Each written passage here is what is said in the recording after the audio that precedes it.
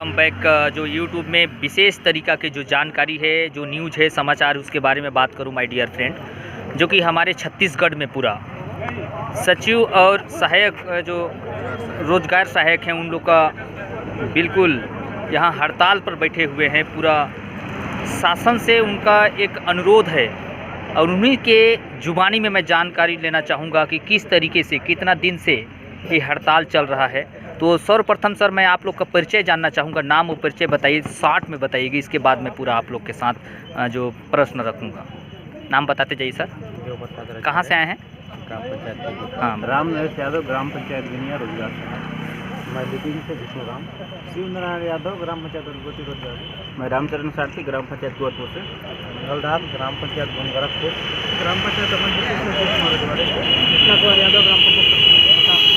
ये हमारे साथी हैं, युवा साथी हैं और अभी वर्तमान में कांग्रेस सरकार का जो अभी है और इनका जो सोच है या जो चाहते हैं उनका क्या क्या उनका रणनीति है, या कितना दिन से सर ये हड़ताल में हैं आप लोग?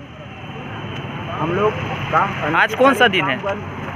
हम लोग अनिश्चितकालीन काम बंद कलम हड़ताल में 30/12/2020 से हैं जी। हाँ।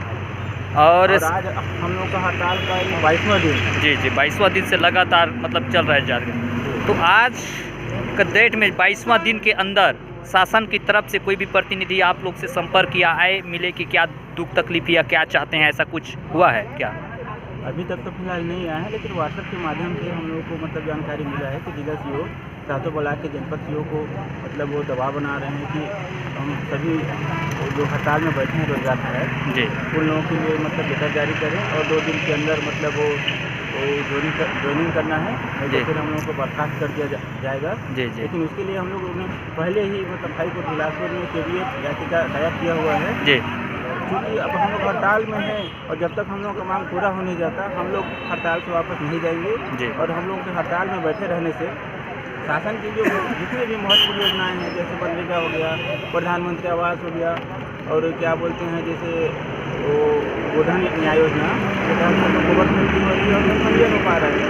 तो हम लोग चाहते हैं कि हम लोग एक बहुत ही अल्प मानदेय में जैसे काम कर रहे हैं, तो हम लोग को एक मतलब वो कुछ क्या कहने मतलब वो एक सहानुभूतिपूर्वक विचार करें और कुछ कहने लायक रहे कि हम लोग कुछ नौकरी कर रहे हैं टाइप से। आज की स्थिति में हम लोग को मजदूर से भी गए गुजरे हो गए हैं, जबकि शासन की सभी योजनाओं में हम लोगों से काम लिया जाता है और हम लोग हमेशा परेशान रहते हैं। तो या तो हम लोग को सीधे बर्खास्त करके बैठाइए थे, हम लोग भीखे मांगेंगे, या फिर हम लोग को जो मांग है उस पर सहानुभूतिपूर्वक विचार करते हुए हम लोग को या तो वेतनमान दिया जाए या फिर 60 वर्ष की मतलब वो सेवा के लिए मतलब एक सिक्योरिटी या सुरक्षा मैंने प्रदान किया जाए, जिससे हम लोगों का भविष्य सुरक्षित हो सके। हम लोग देखिए अब वो कोई 10 साल से कर रहा है, कोई 12 साल से कर रहा है, हम लोग का एक स्तर बन गया है। अब मान लीजिए बर्खास्त हो जाते हैं तो ना तो हम लोग कहीं मजदूरी करने लायक हैं और ना ही कहीं दूसरी जगह वो क्या बोलते हैं वो नौकरी के लिए अप्लाई कर सकते हैं। तो हम लोग तो कहीं के नहीं रह गए हैं। इसलिए कांग्रेस शासन अपने घोषणा पत्र में जब उन लोग वादा किए थे कि जितने भी अनियमित संविदा कर्मचारी हैं उनको मतलब रेगुलर किया जाएगा, तो अपनी मांगों हम लोग जो मांग रखे हैं उस पर मतलब विचार करते हुए कुछ तो देना ही चाहिए, नहीं तो फिर हम लोग तो ऐसे ही मतलब बर्बाद हैं, हमेशा परेशान रहते हैं। तो आप लोग को पहला ये है क्वेश्चन कि शासन से क्या मांग है, क्या क्या मांग, उसके बारे में थोड़ा सा बताइए। हम लोग 3 मांगों को लेकर हड़ताल कर रहे हैं। हम लोगों का पहला मांग है कि ग्रेड पे देते हुए नियमितीकरण किया जाए जी। दूसरा मांग है कि वो नगर पंचायत या नगर निगम में जो पंचायत शामिल हो रही हैं वहाँ के रोजगार सहायक को वहाँ पे नौकरी दिया जाए। और तीसरा मांग है कि हम लोगों को उस सहायक सचिव घोषित किया जाए और वरीयता के आधार पर सीधे सचिव को प्रमोट किया जाए। जी जी। जब तक शासन नहीं मानता है तो आप लोग का अगले पैदान जो रणनीति है आप लोग का है ना, वो क्या रणनीति रहेगा आगे? शासन को किस तरीके से चारों तरफा कैसे घेरना है, क्या योजना है आप लोग का, क्या सोच है? अब भूख हड़ताल में बैठे हैं जी। अब वो अभी जैसे जनपद में बैठे हैं भूख हड़ताल में, प्रांत में बैठेंगे जी जी, धरना करेंगे, जरूरत पड़ा तो आत्मदाह कर देंगे। मर के जी रहे उससे अच्छा मर ही जाएंगे तो अच्छा है जी जी। बिल्कुल शासन भी सुनेगा आप लोग का और आप लोग का तीनों मांग को पूरा किया जाएगा ऐसे, है ना। और आप लोग का सातवाना जिस अंदाज से आप लोग बिल्कुल भूख हड़ताल में हैं, बिल्कुल शासन सामने आकर के बिल्कुल आप लोग को समझेगा कि भैया कम अल्प मानदेय में नहीं चल सकता ज़िंदगी आजकल।